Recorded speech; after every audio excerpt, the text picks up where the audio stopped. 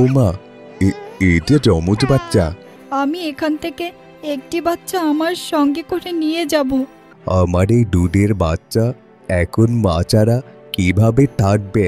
আমার এই সোনার টুকরা মেয়ের নাম আজ থেকে স্বর্ণলতা। আমি আমার মেয়ের জন্য ঘরে সৎমা আনতে পারবো না। এই মেয়ে, এই চুপ থাকতো, একেবারে জ্বালিয়ে মারছে। মেয়েটা এতক্ষণ ধরে কান্না করছে, তুমি ওকে কোলে নিচ্ছ না কেন?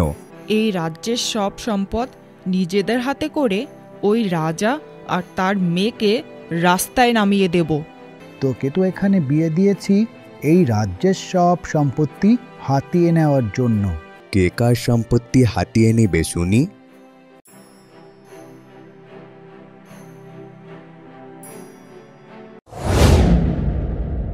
সেনাপতি, এই বেঈমান মন্ত্রীকে এক্ষণে কারাগারে নিক্ষেপ করো।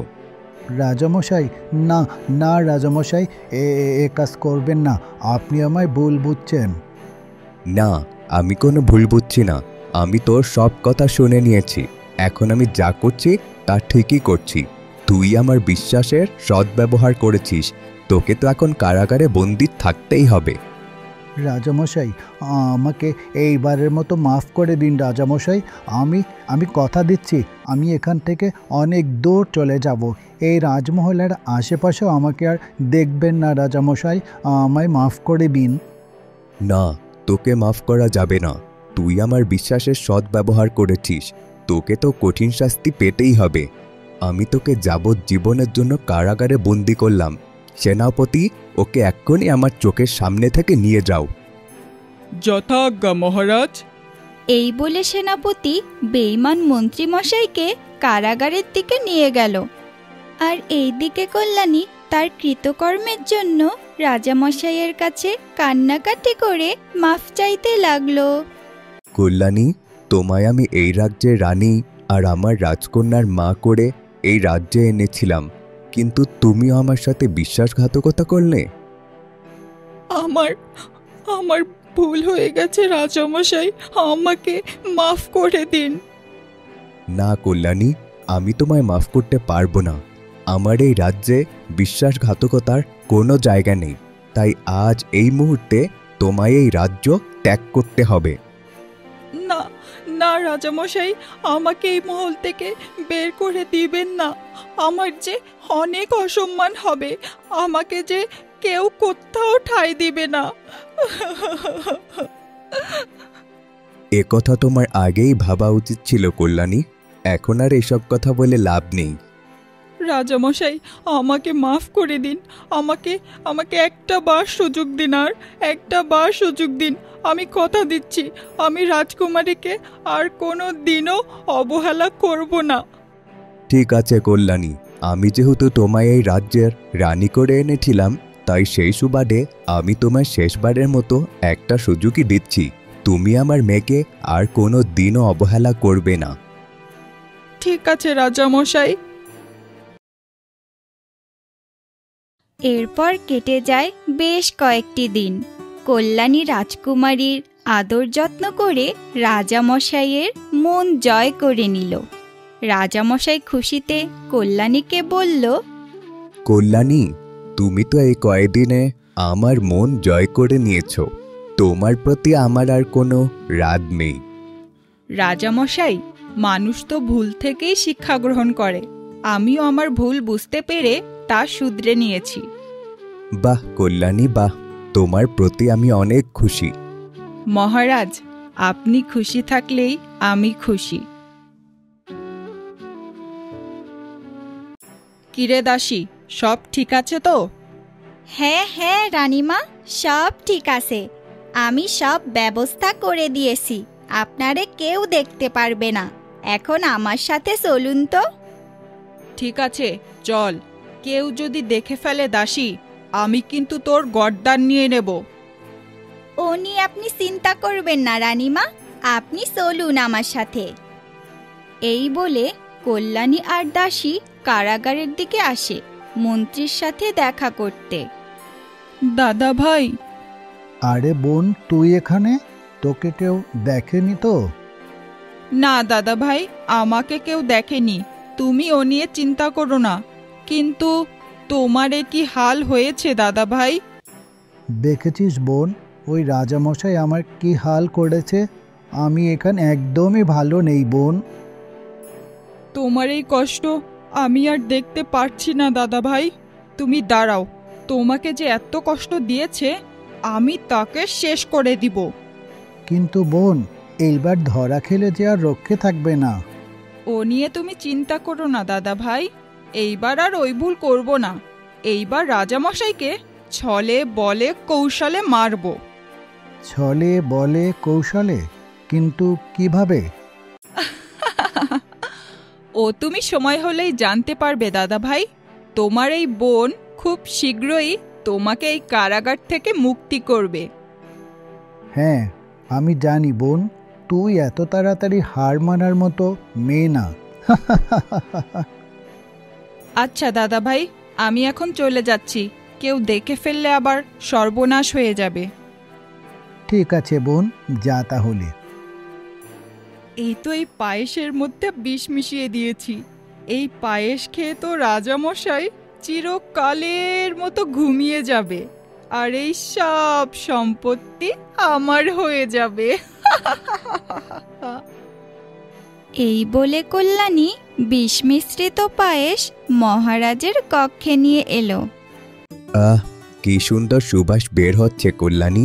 কি রান্না করেছো? মহারাজ, আপনার জন্য আমি নিজের হাতে পায়েস রান্না করেছি। ঠিক আছে, রেখে দাও, আমি পরে খেয়ে নেব। না মহারাজ, আপনাকে এক্ষুনি খেতে হবে। আমি অনেক কষ্ট করে আপনার জন্য রান্না করেছি। আচ্ছা ঠিক আছে, দাও। এই বলেই মহারাজ বিষ মিশ্রিত পায়েস খেয়ে নিলেন, আর মুহূর্তেই মহারাজ অসুস্থ হয়ে পড়লেন। এ কি, আমার আমার এমন গলা আর বুক জ্বলছে কেন? কল্যাণী, তুমি এই পায়েসে কি মিশিয়েছ? আমার আমার গলাটা জ্বলে যাচ্ছে। এভাবেই ছটফট করতে করতে মহারাজ তার জ্ঞান হারিয়ে ফেলল। রাজমহলে সবাই ছুটে আসলো। সারা মহলে যেন এক হইচই কাণ্ড বেঁধে গেল। আশেপাশের গ্রাম থেকে অনেক পণ্ডিতকে ডাকা হলো, কিন্তু কেউ কোনো সুরাহা করতে পারল না। শুনুন রানীমা, মহারাজা যে অবস্থা দেখছি তাতে তো মনে হচ্ছে না তিনি আর সুস্থ হবে। বিষের প্রতিক্রিয়ায় মহারাজার জীবন বেঁচে গেলেও তার শরীরের প্রতিটি অঙ্গ বিকল হয়ে গেছে। ঠিক আছে পণ্ডিত মশাই, আপনি তাহলে এখন আসুন। কি রাজামশাই, কেমন দিলাম? আমার এই রাজ্যে বেঈমানের কোনো জায়গা নেই। বলি রাজামশাই, সেই দিন যদি এই বেঈমানকে এই মহলে জায়গা না দিতেন তাহলে তো আজকে আপনার এই অবস্থা দেখতে হতো না। কিন্তু এত কিছু করেও তো আপনাকে এই দুনিয়া থেকে সরাতে পারলাম না। শুকনো পুঁটি মাছের প্রাণ নিয়েও এখনো বেঁচে আছেন। ইচ্ছে করছে এক্ষুনি গলা টিপে মেরে ফেলি। না বোন, এই কাজ করিস না, তাহলে অনেক বড় বিপদ হয়ে যাবে। কেন দাদা ভাই, কি বিপদ হবে? আমি উকিলের সাথে কথা বলেছি। উকিল বলেছে এই রাজ্যের সব সম্পত্তি রাজা রাজকুমারী পদ্মবতীর নামে লিখে দিয়েছে। রাজকুমারীর বয়স যখন 18 বছর পূর্ণ হবে তখন আইনতভাবে এই রাজ্যের সব সম্পত্তি পদ্মবতীর হয়ে যাবে। কিন্তু তার আগে যদি রাজা বা রাজকুমারীর মধ্যে কেউ যদি মারা যায় তাহলে এই সব সম্পত্তি রাজ্যের সবার মধ্যে ভাগ হয়ে যাবে। তুমি এসব কি বলছো দাদা ভাই? তাহলে কি আমরা কোনো দিনও এই সম্পত্তি ভোগ করতে পারবো না? পারবো বোন, পারবো। রাজকুমারীর বয়স যখন 18 বছর পূর্ণ হবে তখন ওর কাছ থেকে সব সম্পত্তি লিখে নিব। তারপর রাজকুমারী আর রাজামশাইকে মেরে ফেলব। তাহলে ততদিন এই রাজাকে বাঁচিয়ে রাখতে হবে? হ্যাঁ, ততদিন এই রাজাকে বাঁচিয়ে রাখতে হবে। কিন্তু যতদিন এই রাজামশাই বেঁচে থাকবে ততদিন তিনি কারাগারে থাকবে। হ্যাঁ দাদা ভাই, উনি তোমায় কারাগারে অনেক কষ্ট দিয়েছে এতদিন। আজ থেকে এই মহারাজের জায়গা হবে কারাগারে। উনি সব দেখবেন, শুনবেন, কিন্তু কিচ্ছুই করতে পারবে না। হ্যাঁ বোন, ঠিক বলেছিস। এই বলে কল্যাণী আর মন্ত্রী রাজামশাইকে কারাগারে রেখে আসলেন।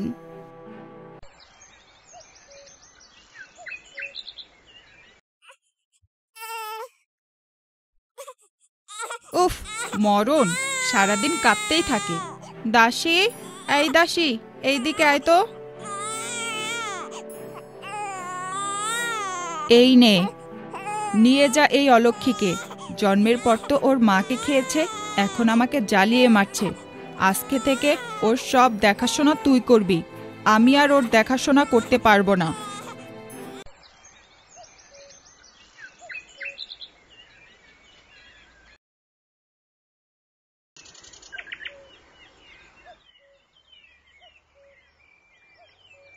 রানীমা। হ্যাঁ বল দাসী, কি হয়েছে? রানীমা, আমি এক গোপন সূত্রে জানতে পেরেছি সেই দিন বড় রানীমা যমজ 2টি কন্যা সন্তান জন্ম দিয়েছিল। দাসী, তুই এসব কি বলছিস? সকাল সকাল আমার সাথে ঠাট্টা করছিস না তো? না রানীমা, আমি আপনার সাথে ঠাট্টা করছি না। আপনার সাথে ঠাট্টা করলে যে আমার আর গর্দান থাকবে না। তাহলে সেই দিন যদি যমজ রাজকুমারী হয়ে থাকে, তাহলে আরেকটা রাজকুমারী কোথায়? রানীমা, সেই দিন ওই যমজ রাজকুমারীর মধ্যে একটি রাজকুমারীকে দাইমা চুরি করে নিয়ে গেছিল। কি বলছিস এসব? হ্যাঁ রানীমা, হ্যাঁ, আমি সত্যি কথাই বলছি। ধুর, একটা ঝামেলা কাটতে না কাটতেই আর একটা উটকো ঝামেলা এসে পড়ল। আরে বোন, বাদ দে তো, ওকে তো চুরি করে নিয়েই গেছে। ও কি আর এই মহলে ফিরে আসবে? না দাদা ভাই, না। ওই রাজকুমারী যদি বড় হয়ে এই সম্পত্তির ভাগ চাইতে চলে আসে, তাহলে তো আরো বিপদ হয়ে যাবে। হ্যাঁ বোন, এইটা তুই ঠিক বলেছিস। তাহলে এখন কি করবি? কি আর করব, মেরে ফেলবো। এমনিতেও তো রাজামশাই জানে না যে তার একটা না 2টা রাজকন্যা আছে। রানীমা, একটা কথা বলি। তুই আবার কি বলবি মুখ পুরি? রানীমা, আপনারে যে আমি এত বড় একটা খবর দিলাম, আমারে কি উপহার দিবেন না? হ্যাঁ হ্যাঁ, তোর উপহার তুই সময় মতোই পেয়ে যাবি।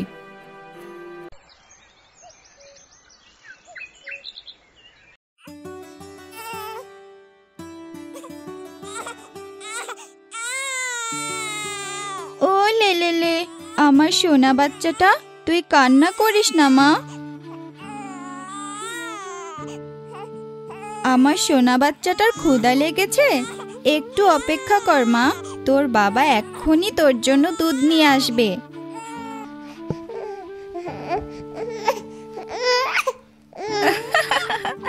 দেখুন মা, কেমন করে আবার হাসছে। বৌমা, অনেকক্ষণ তো হয়ে গেল, নিতাই তো এখনো আসছে না। হ্যাঁ মা, অনেকক্ষণই তো হয়ে গেল, এখনো তো আসছে না। কোথায় যে দেরি করছে কে জানে। আর এইদিকে মেয়েটারও তো ক্ষুধা লেগেছে, কি যে করি। দাইমা। আরে দাসী, তুই এখানে কেন এসেছিস? চিন্তা করবেন না দাইমা, আমি রাজকুমারীকে নিতে আসিনি, আমি আপনাকে সতর্ক করতে এসেছি। সতর্ক করতে এসেছিস? কেন, কি হয়েছে?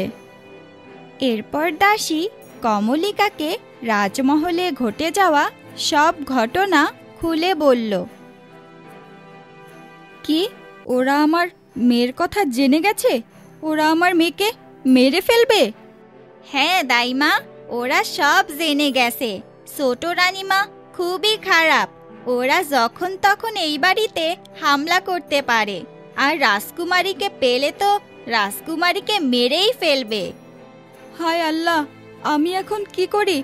আমার এই মেয়েটাকে যেভাবেই হোক বাঁচাতেই হবে। দাইমা, আপনি একটা কাজ করুন, রাজকুমারীকে কিছুদিনের জন্য অন্য কোথাও পাঠিয়ে দিন। হ্যাঁ দাসী, তুই ঠিক বলেছিস। মা, তুমি কিছুদিনের জন্য আমার এই মেয়েটাকে নিয়ে এই গ্রাম ছেড়ে চলে যাও। আমি যদি এখান থেকে চলে যাই তাহলে ছোট রানীমার সন্দেহ হবে। ঠিক আছে বৌমা, আমি দিদিভাইকে নিয়ে কিছুদিনের জন্য এই গ্রাম ছেড়ে অন্য কোথাও চলে যাব। ঠিক আছে মা, আমার এই মেয়েটাকে খুব সাবধানে আগলে রেখো। ঠিক আছে বৌমা, তুই চিন্তা করিস না। এই বলে বুড়িমা রাজকুমারীকে বাঁচানোর জন্য ঘর ছেড়ে বেরিয়ে পড়েন। বুড়িমা হাঁটতে হাঁটতে এক অজানা জঙ্গলে চলে এলো। এই জঙ্গলে দিদিভাইকে কেউ খুঁজতে আসবে না। এইখানে কয়েকদিনের জন্য দিদিভাইকে নিয়ে নিরাপদে থাকা যাবে। দেখি তো আশেপাশে কোনো পুরনো বাড়ি টাড়ি পাই কিনা।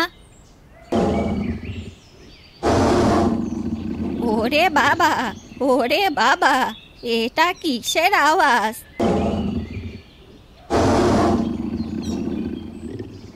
ও মা, এ যে বাঘ! হায় আল্লাহ, শেষমেশ কি এই বাঘের পেটেই যেতে হবে? কে আসো, বাঁচাও, আমাদেরকে এই বাঘের হাত থেকে বাঁচাও, কে আসো?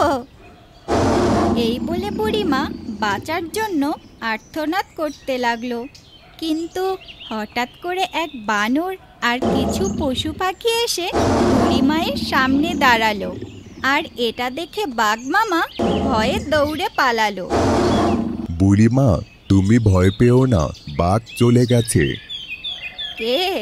কে তুই বাছা?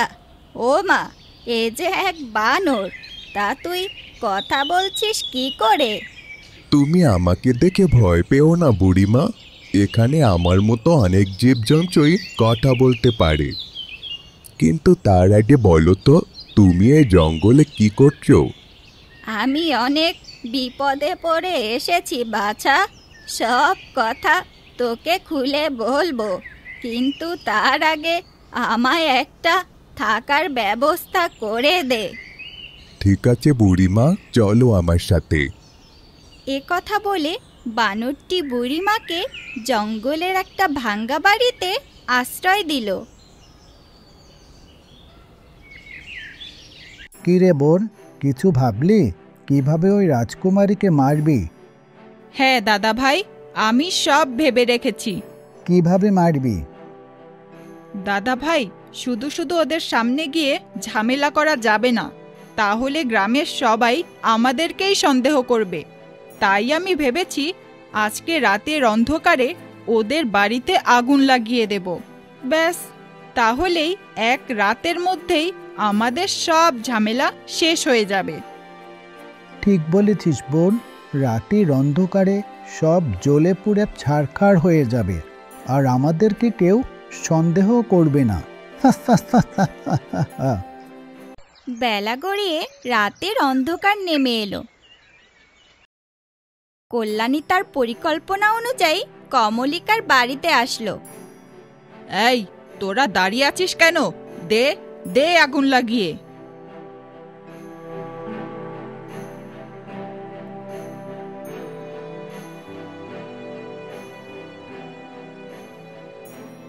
তো বন্ধুরা, এই পর্বটি তো এখানেই শেষ হয়ে গেল। কল্যাণী কি জানতে পারবে রাজকুমারী স্বর্ণলতা এখনো বেঁচে আছে? আর মহারাজেরই বা কি হবে? এইসব জানতে হলে আমাদের সাথেই থাকুন। আর কে কোথা থেকে আমাদের ভিডিওটি দেখছেন তা অবশ্যই কমেন্টে জানাবেন। ধন্যবাদ।